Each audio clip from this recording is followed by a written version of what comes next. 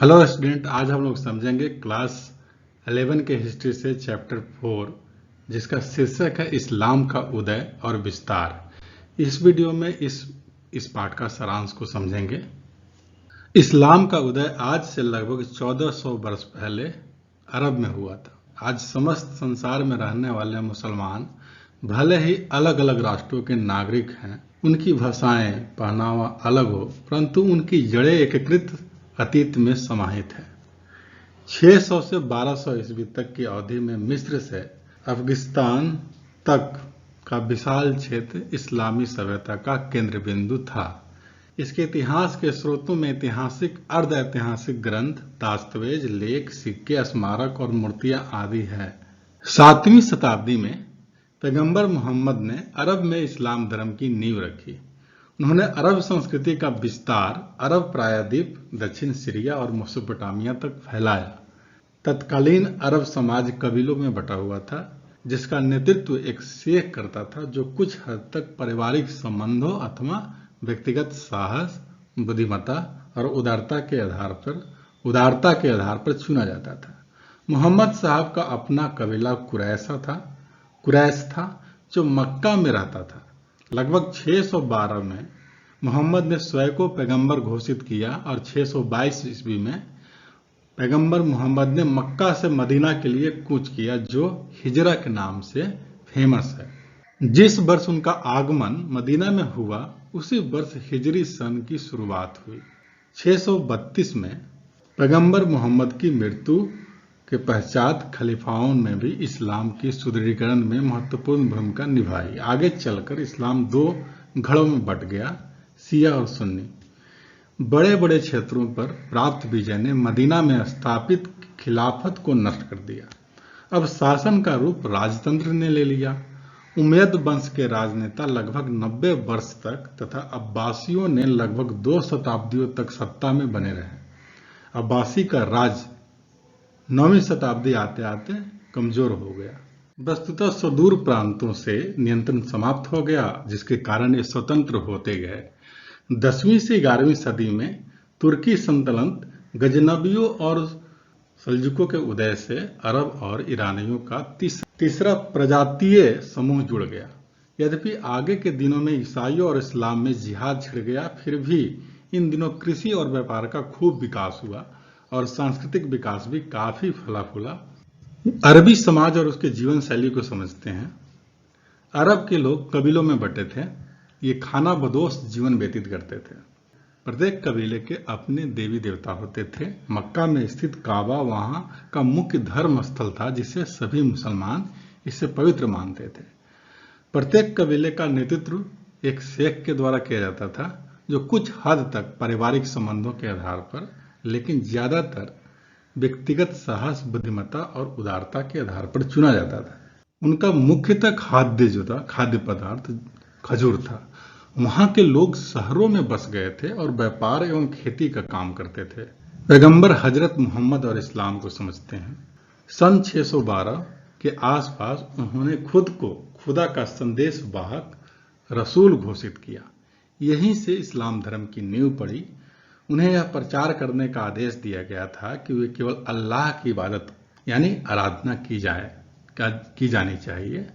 पैगंबर मोहम्मद के संदेश ने मक्का के उन लोगों को विशेष रूप से प्रभावित किया, जो अपने आप को व्यापार और धर्म के लाभों से वंचित महसूस करते थे और एक नई सामुदायिक पहचान की वाट देखते थे। जो इस धर्म के सिद्धांत को स्वीकार कर लेते थे, उन्हें मुस्लिम कहा जाता था। उन्हें क़यामत के दिन मुक्ति और धरती पर रहते हुए समाज के संसाधनों में हिस्सा देने का आश्वासन दिया जाता था। पैगंबर मोहम्मद के अनुसार इबादत की विधियां, मुसलमानों को दैनिक प्रार्थना, सलत और नैतिक सिद्धांत जैसे खैरात बांटना और चोरी न करना शामिल था। काबा एक घनाकार ढांचा वाली अरबी समाज का धार्मिक स्थल था। इसे काबा कहा जाता था, जो मक्का में स्थित था। इसमें बुत रखे जाते थे और हर वर्ष वहां के लोग इस इबादत गाह, धार्मिक स्थल यानी धार्मिक यात्रा हज करते थे।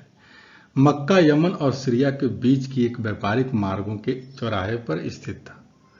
काबा को एक ऐसी पवित्र जगह, हरम माना जाता था, जहां हिंसा वर्जित थी और सभी दर्शनार्थियों को सुरक्षा प्रदान की जाती थी।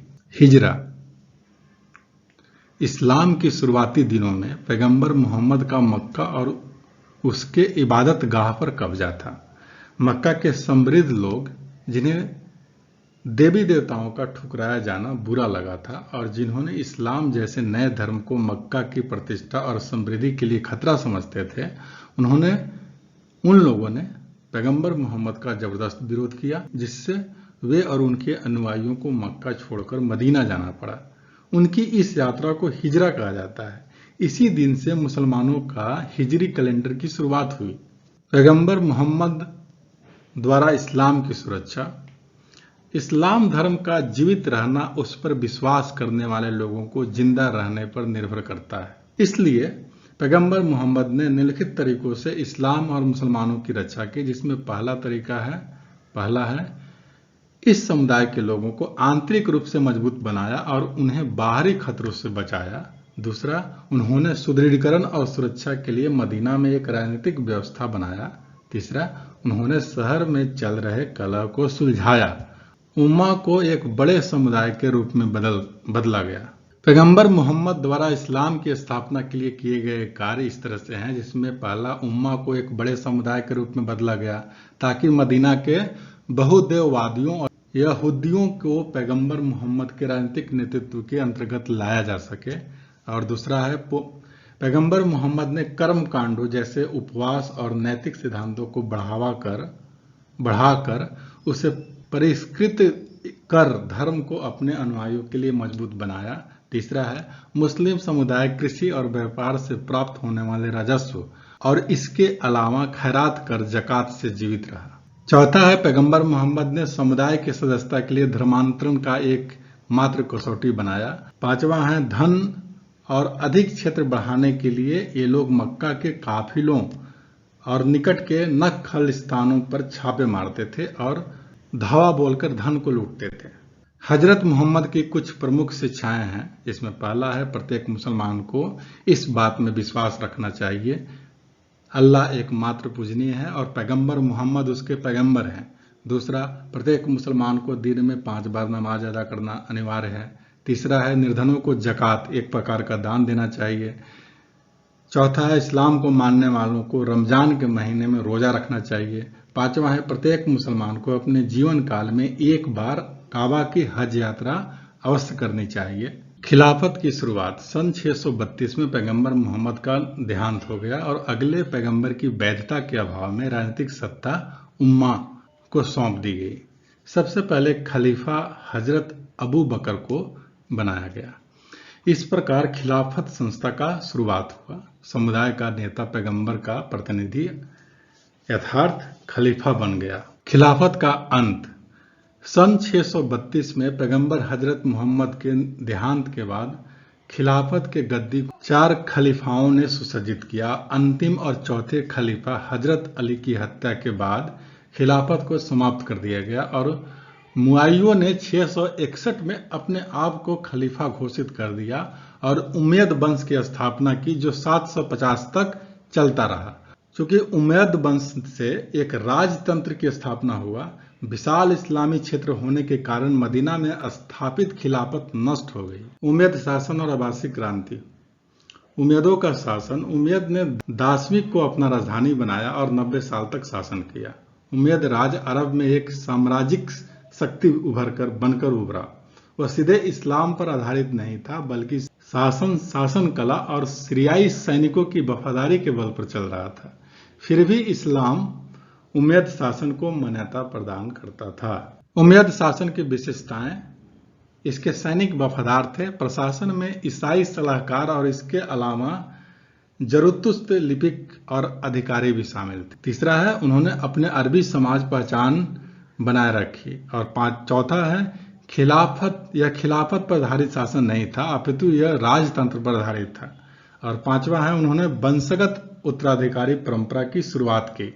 अब्बासी क्रांति। उमैयादों के शासन को अब्बासियों ने दुष्टों का शासन बताया और यह दावा किया कि वे पैगंबर मोहम्मद के मूल इस्लाम की पुनः स्थापना करेंगे। अब्बासियों ने दवा नामक एक आंदोलन चलाकर उमैयद वंश के शासन को उखाड़ फेंका। इसी के साथ इस क्रांति से केवल वंश का परिवर्तन ही नहीं हुआ, बल्कि इस्लाम के राजनीतिक ढांचे और उनकी संस्कृति में भी बदलाव आए।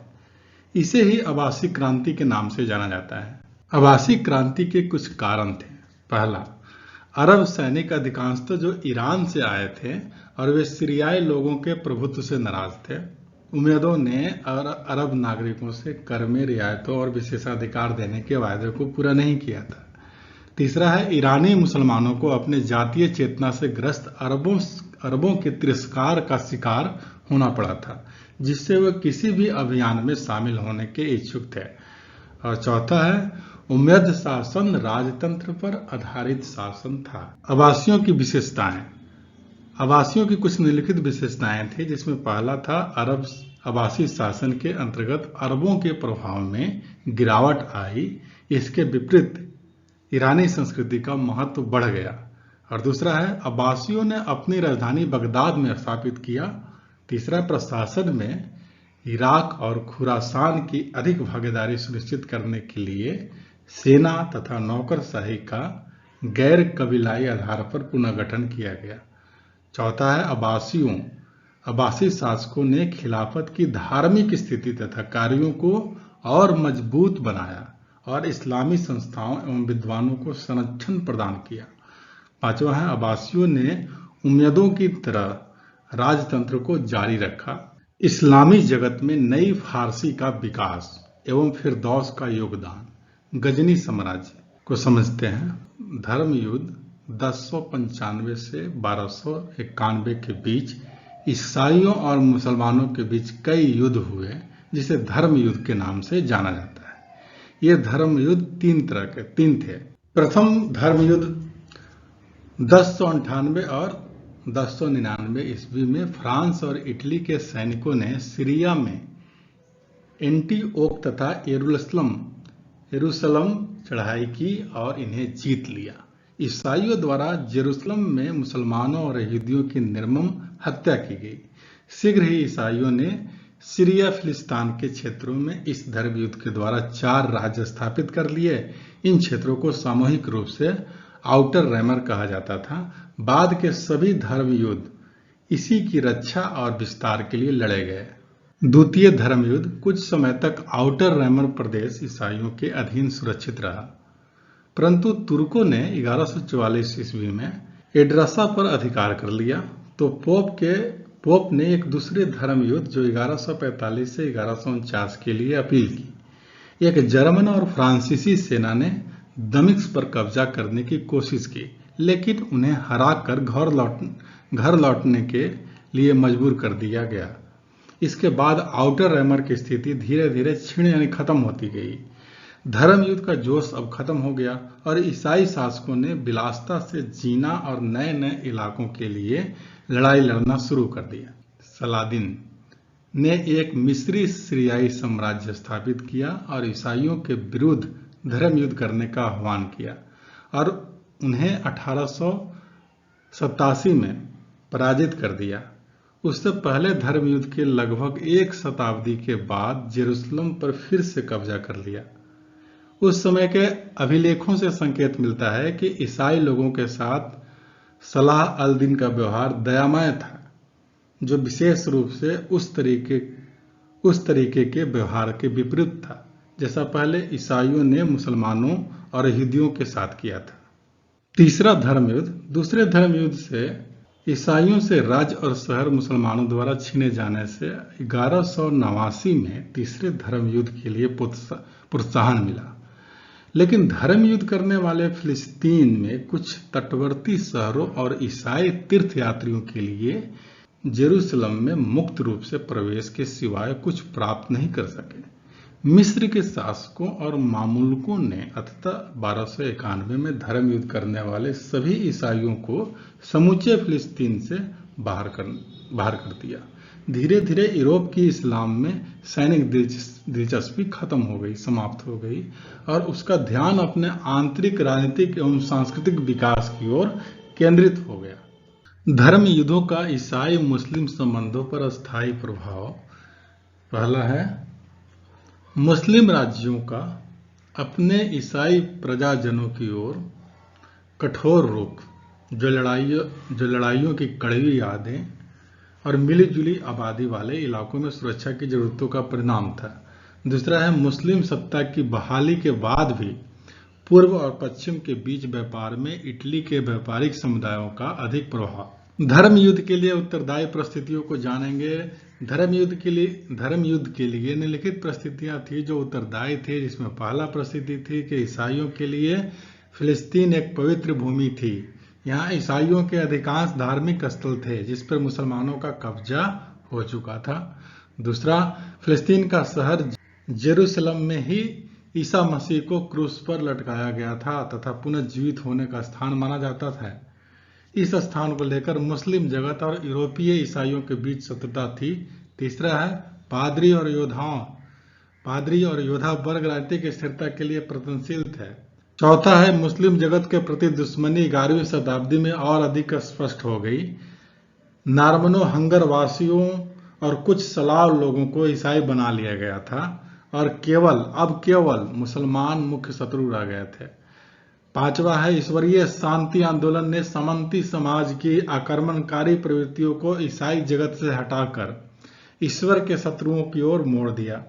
इससे एक ऐसे वातावरण का निर्माण हो गया जिसमें अविश्वासियों विधर्मियों के खिलाफ लड़ाई न केवल उचित अपितु प्रशंसनीय समझी जाने लगी। और अंतिम है छठा है 1095 में पोप ने बाइजेंटाइन सम्राट के साथ मिलकर पुनः देश होली लैंड को एक मुक्त कराने के लिए ईश्वर के नाम पर युद्ध के लिए आह्वान किया गया। मध्यकालीन इस्लामी जगत में शहरीकरण की कुछ प्रमुख विशेषताएं हैं, जिसमें पहला है मध्यकालीन इस्लामी जगत में शहरों की संख्या में तेजी से वृद्धि हुई। परिणाम स्वरूप इस्लामी सभ्यता बहुत तेजी से फली फूली और भी नए शहरों का निर्माण हुए। नए जगहों को नई राजधानियां बनाई गई। दूसरा है शहर के केंद्र में 2 भवन समूह होते थे जहां से सांस्कृतिक और आर्थिक शक्ति का प्रसारण होता था। उनमें से एक मस्जिद अल जामी होती थी जहां पे सामूहिक नमाज पढ़ी जाती थी। यह इतनी बड़ी होती थी कि दूर से दिखाई दे सकती थी। दूसरा जो भवन था वो केंद्रीय मंडी, जिसको सूक कहा जाता था, जिसमें दुकानों की कतारें होती थी, व्यापारियों के आवास जिसको फंदुक और सराफा कार्यालय भी हुआ करता था। तीसरा है शहर प्रशासकों और विद्वानों और व्यापारियों के लिए घर होते थे जो केंद्र के निकट रहते थे। चौथा है सामान्य नागरिकों और सैनिकों के रहने के लिए क्वार्टर बाहरी घेरे में होते थे और प्रत्येक अपनी मस्जिद, गिरजाघर अथवा सिनेगोग यहूदी प्रार्थना घर को कहते हैं, छोटी मंडी, सार्वजनिक स्नान घर जिसको हमाम बोलते हैं, और एक महत्वपूर्ण सभा स्थल होता था। पांचवा है शहर के बाहरी इलाके में शहरी गरीबों के मकान, देहातों से लाई जाने वाली हरी सब्जियों और फलों के लिए बाजार, काफिले के ठिकाने और अस्वच्छ दुकानें जैसे चमड़ा साफ करने या रंगने की दुकानें और कसाई की दुकानें हुआ करती थी। 6 है शहर के बाहरी दीवारों के बाहर कब्रिस्तान और सराय होते थे। सराय में लोग उस समय आराम कर सकते थे जब शहर के दरवाजे बंद कर दिए गए होते हैं। सभी शहरों का नक्शा एक जैसा नहीं होता था। इस नक्शे में परिदृश्य, राजनीतिक परंपराओं एवं ऐतिहासिक घटनाओं के आधार पर परिवर्तन किए जा सकते थे। वाहियों का शासन 945 में ईरान के कैप्सियंस क्षेत्र के बुवाही नामक शिया वंश ने बगदाद पर अधिकार कर लिया। इस प्रकार अब्बासियों के शासन का पूरी तरह से अंत हो गया।